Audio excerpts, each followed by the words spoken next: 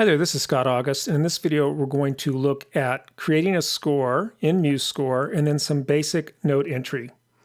So as we saw in the last video, when you first launch Musescore, you get the Start Center.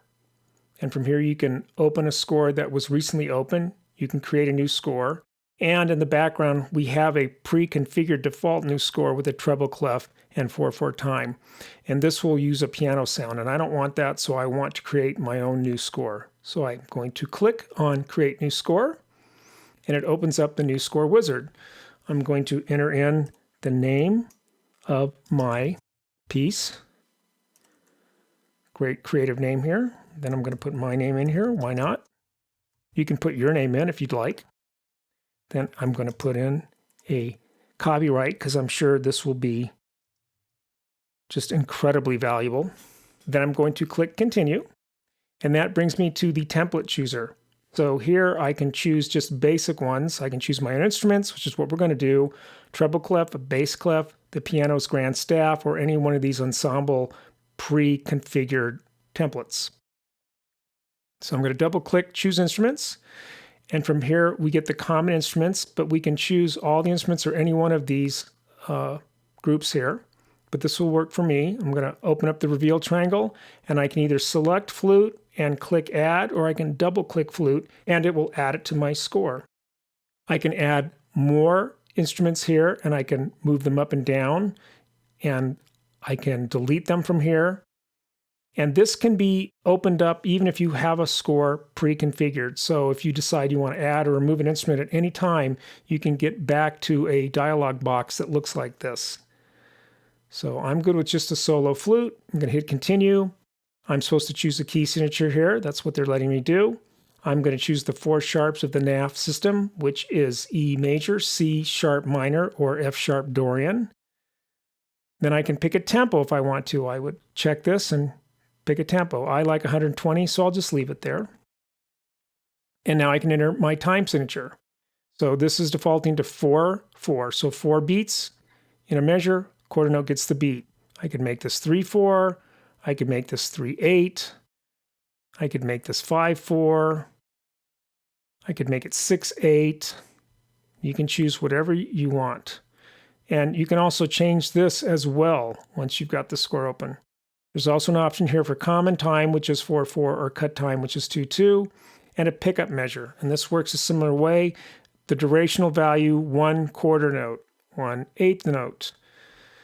Let's say 2/4 notes, and that would create a pickup measure for you.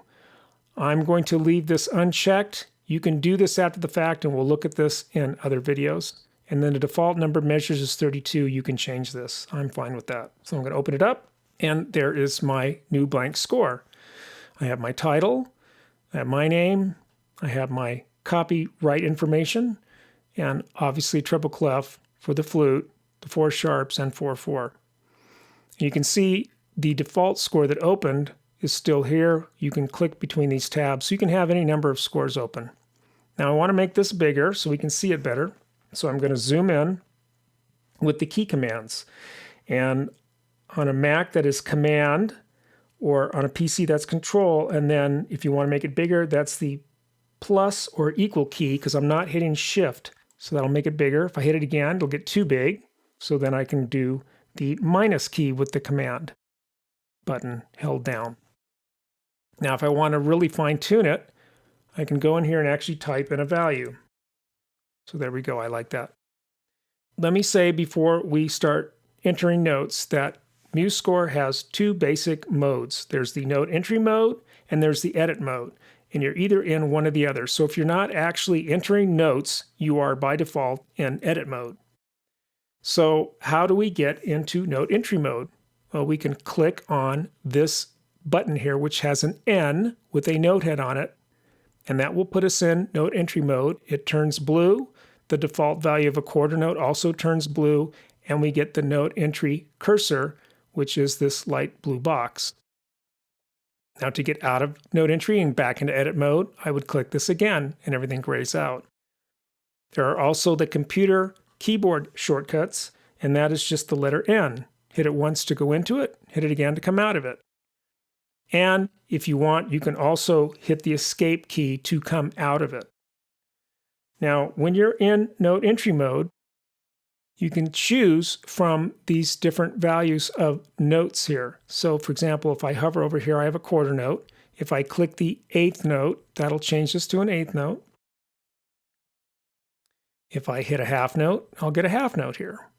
I can also use the numbers on my computer keyboard.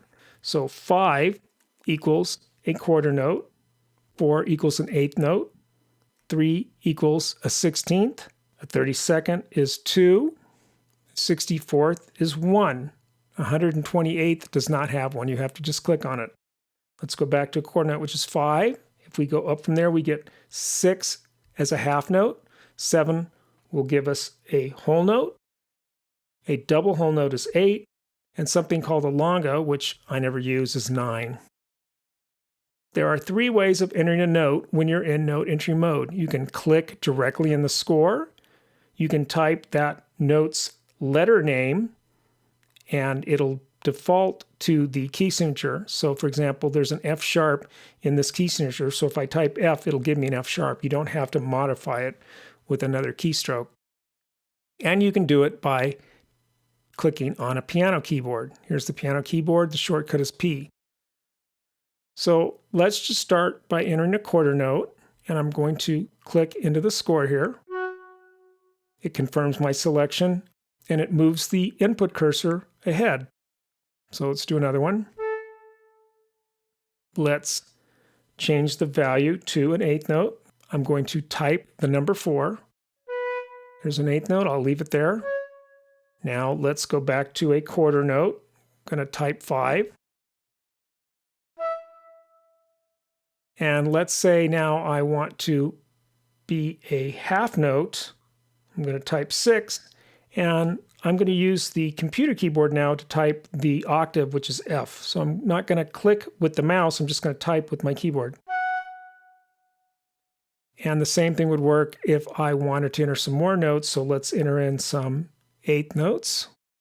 So I've typed 4, and now I'm going to type in the letter E, C, B, A. So let's say I want to now type in a dotted quarter note. So I'm going to type 5 for the dotted quarter note, and then I can either click on the dot here, or I can type period on my keyboard, and that will now give me a dotted quarter note. And I can either click in the score, I can type the letter name. Let's say I wanted to do the root note here, the F, or I can click on the piano keyboard. Let's go to an eighth note. So I've typed 4.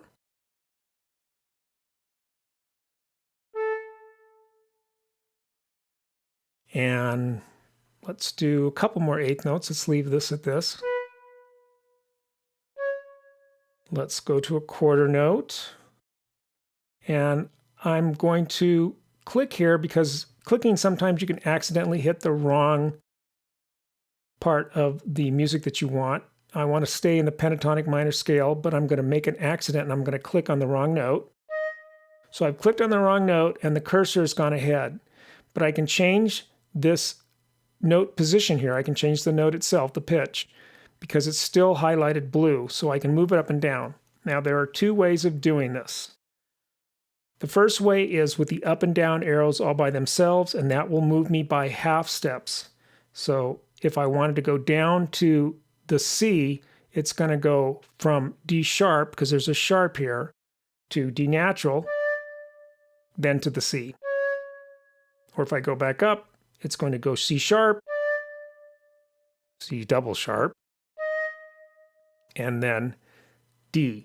Now if I want to constrain this to my key, to the sharps or flats that I would have here, I would hold down Option on a Mac or Alt on a PC and the Shift key.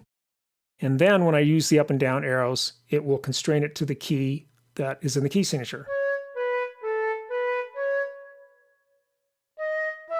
So that's where I wanted to be. Now, let's say I was typing in letter names, and the next note I want to be is here on this F down here, the root note of the flute.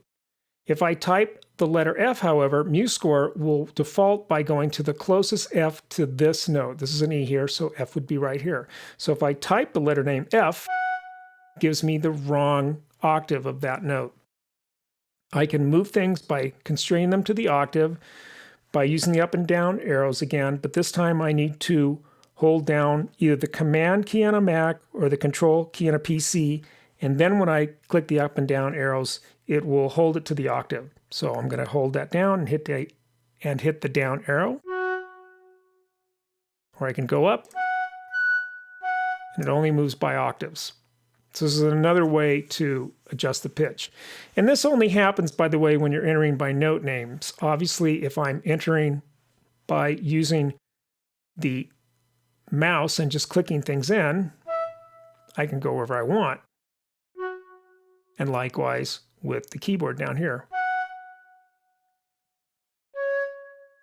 So only entering by note names will cause this to have this problem. So let's exit out of note entry mode. Now, this can be played. I can either click the return to beginning or rewind button here, or I can click on any note where I want playback to start. So let's say I click on the first note. It's going to confirm my selection, and I can either hit the play button here, or I can hit the space bar, and it'll start playing from that selected note.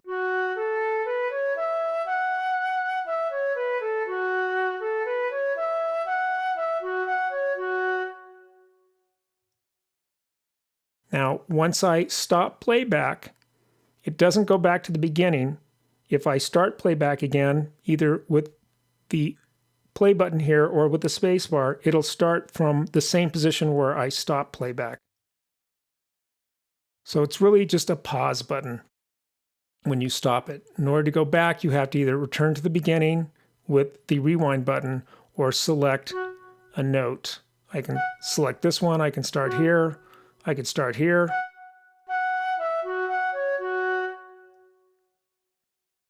All right, so let's review this quickly. When you go into input mode, you want to click onto the score where you want to start inputting notes. If it's a new score, it'll default to the first measure. But let's say you already have some notes, you would click on that.